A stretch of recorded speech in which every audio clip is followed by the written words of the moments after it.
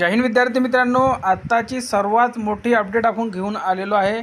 ती म्हणजे राज्य राखीव पोलीस बल गट क्रमांक 12 हिंगोलीसाठी आहे।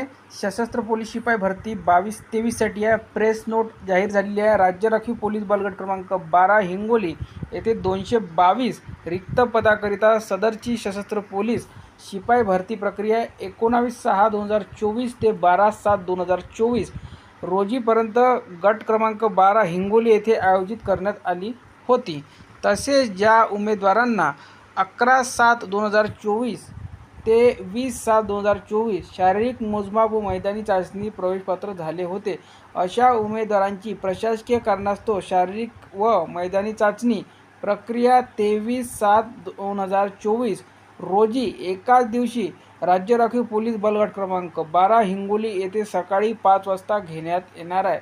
म्हणजे तुम्हाला 23 तारखेला ज्यांचं ग्राउंड राहिलेलं आहे त्यांना बोलवण्यात आलेलं आहे।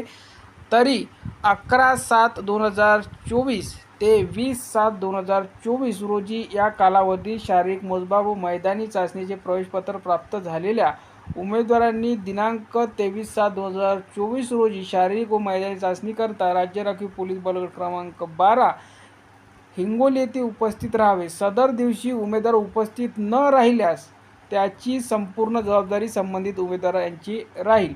तर तुम्हाला संधी दिलेली आहे 23/7/2024 हिंगोलीमध्ये ज्यांनी फॉर्म भरलेला होता त्यांच्यासाठी हे प्रेस नोट खूप महत्त्वाची आहे।